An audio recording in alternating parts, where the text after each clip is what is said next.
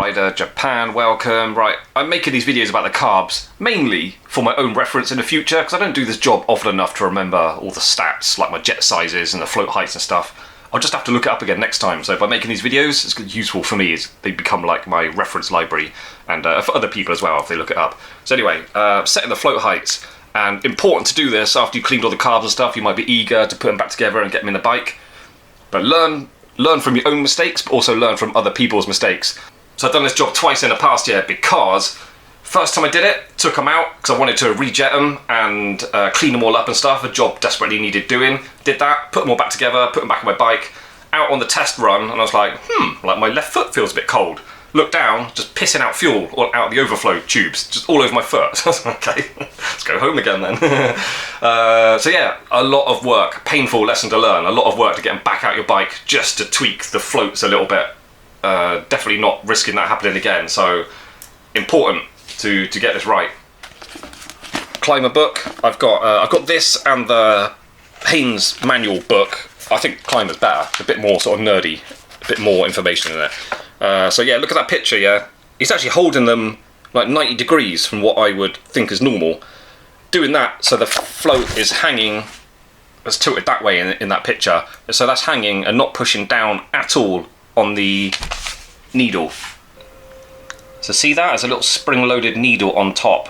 You need to measure this, you need to measure the height of your floats without that being compressed at all. I can't really see it being compressed, sat there, under its own weight. So that's fully pushed down, it bounces back up. I'm happy to measure it from this. This is what I did last time and it worked out, so I'm okay to take that measurement, but as you can see in the book, people are doing it differently. So behind me is my laptop. I've got FJowners.com forum page open, and I'm taking this information today from the administrator of the site. So people on this forum are unsure about how to take this measurement. A lot of people are assuming you measure from there to there. That is incorrect. What we're doing is measuring from the highest part of that curved section, right at the top of that, to not that raised outer edge, but where the gasket sits. Not there, down there. And there is a raised little rib. Guy on the forum says just measure it from the top of that rib. To actually take the measurement, I'm using my digital calipers. If I didn't have that, I've got this little ruler. Starts from the edge, which is great. Very helpful. I don't like a ruler's start like a little distance in. So this L-shaped one starts right there, but that doesn't quite fit in there. So what I would do, I'd literally just cut that off and have a nice little, this will just be my specific tool for doing this job. And you can sit that in perfectly vertical. I can't do it obviously because it's hitting that edge. Anyway, a ruler would do the job. That's more accurate.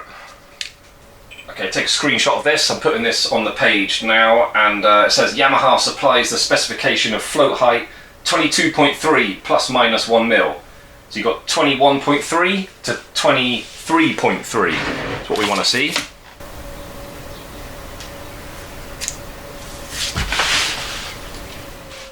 So I'll double check this without the camera in my way, but basically carefully position that and then lower that down, looking very carefully because obviously I don't want to push it down. It's just as it touches. Mine appears to be a little bit short. I'll double check that. I may have touched it a little bit, but it's looking like the minimum was 21.3, yeah, so I need to get mine up a little bit. So underneath the needle, those two loops of the wire are going towards the pin. Just so I know which way that goes back on. So that just hooks off like that. Put that there. I'm going to adjust this now. It does need adjusting. No. 21, was it that way?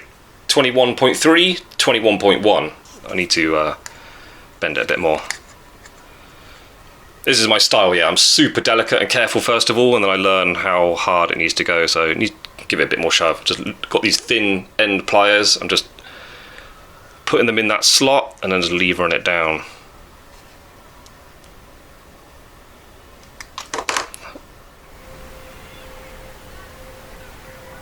I want it to just touch, but not quite compress.